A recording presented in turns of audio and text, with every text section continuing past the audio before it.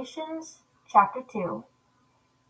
Then after 14 years I again went up to Jerusalem, this time with Barnabas, and I took with me Titus. I went up in obedience to a revelation, and I explained to them the good news as I proclaimed it among the Gentiles, but privately to the acknowledged leaders.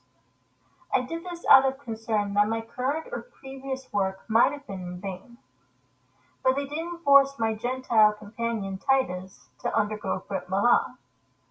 Indeed, the question came up only because some men who pretended to be brothers had sneaked in. They came in surreptitiously to spy out the freedom we have in the Messiah Yeshua, so that they might enslave us. Not even for a minute did we give in to them, so that the truth of the good news might be preserved for you. Moreover, those who were the acknowledged leaders, what they were makes no difference to me. Yahweh is not judged by outward appearances. These leaders added nothing to me. On the contrary, they saw that I had been entrusted with the good news for the uncircumcised, just as Peter had been for the circumcised. Since the one working in Peter to make him an emissary to the circumcised had worked in me to make me an emissary to the Gentiles. So, having perceived what grace had been given to me, James, Peter, and John, the acknowledged pillars of the community, extended to me and Barnabas the right hand of fellowship, so that we might go to the Gentiles, and they to the circumcised.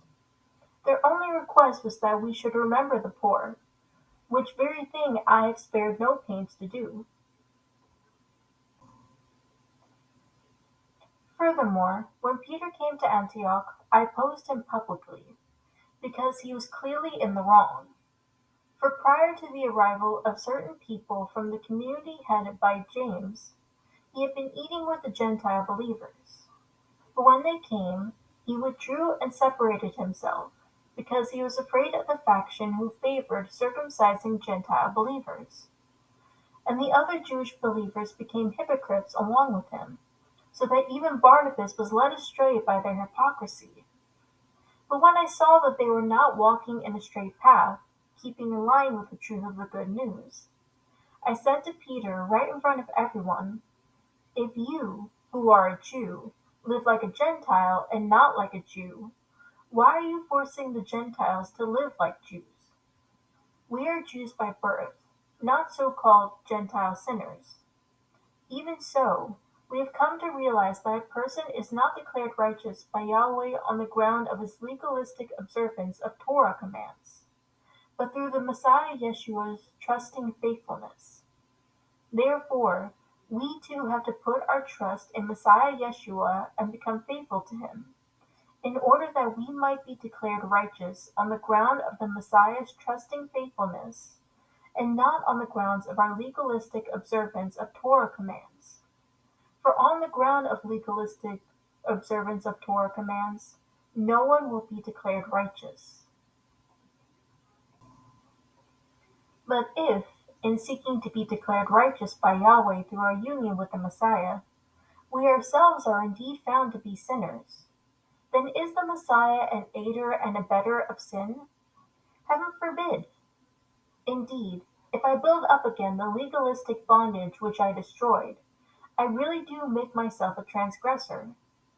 For it was through letting the Torah speak for itself that I died to its traditional legalistic misinterpretation, so that I might live a direct relationship with Yahweh. When the Messiah was executed on the stake as a criminal, I was too, so that my proud ego no longer lives.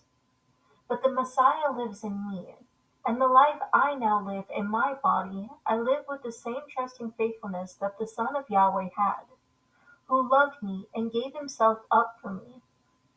I do not reject Yahweh's gracious gift, for if the way in which one attains righteousness is through legalism, then the Messiah's death was pointless.